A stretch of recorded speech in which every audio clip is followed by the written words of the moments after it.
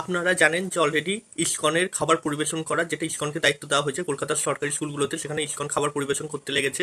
তো এরকম আপনাদের দুটো ভিডিও দেখাচ্ছি, যেখানে আপনারা ভিডিও দেখে আপনারাই বিচার করুন যে বাচ্চারা ভালোভাবে আরাম করে শান্তিতে খাচ্ছে না কষ্ট করে খেতে পারছে না খাবার। আগে ভিডিওটা দেখুন।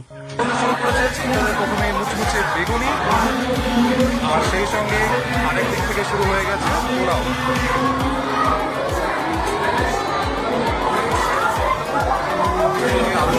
দেওয়া শুরু হয়েছে, ভালো করে খাবে, যা রাখবে চেয়ে চেয়ে নেবে। হ্যাঁ ঠিক আছে, চেয়ে চেয়ে নেবে কিন্তু। এদিকে বড় হলগুলো চলছে সমানে জোরে পরিবেশন এবং খাওয়া দাওয়া হচ্ছে। আলুদম যার যা লাগবে চেয়ে চেয়ে নাও, ঠিক আছে, প্রত্যেকে চেয়ে চেয়ে নেবে যার যেটা লাগবে।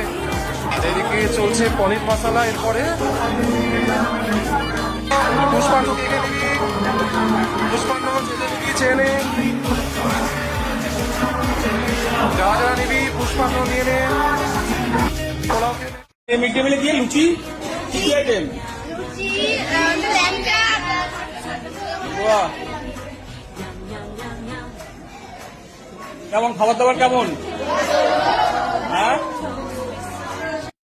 বাচ্চাদের রিয়াকশন এবং তাদের মুখের হাসি বলে দিচ্ছে যে তার কতটা শান্তিতে ও তৃপ্তিতে পেট ভরে খাবার খাচ্ছে ইসকনে পরিবেশন করা খাবার। আর আপনারা দেখতে পাচ্ছেন যে এত সুন্দরভাবে পরিবেশন করা হচ্ছে এবং এত সুন্দর দেখতে খাবারগুলো, এবং প্রত্যেকটা আইটেম এত সুন্দর এবং এত আইটেম, সব থেকে বড় কথা।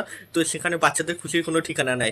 কে বলেছিল না এখন বামপন্থীরা যে ডিম চায়, বাচ্চারা নাকি শুধুমাত্র ডিমের জন্য স্কুল যায়, সব ফালতু কথা। কারণ বাচ্চারা জানতো যে একমাত্র মিড ডে মিল মানেই ডিম, কিন্তু সেখানে বাচ্চারা ডিমের পরিবর্তে যে এত আইটেম এত কিছু পেয়ে যাবে, বাচ্চারা কোনোদিন স্বপ্নেও ভাবতে পারেনি। শুধু বাচ্চারা কেন, বাচ্চাদের মা বাবা বা পশ্চিমবঙ্গবাসী কোনোদিন ভাবতে পারেনি যে পরিবর্তনের সরকারে এত কিছু আইটেম বা এত কিছু খাবার দাবার মিড ডে মিলে পাবে। তার তো মিড ডে মিলই নয়, এটা দেখে মনে হচ্ছে কোথাও বসিয়ে ভোজ খাওয়ানো হচ্ছে।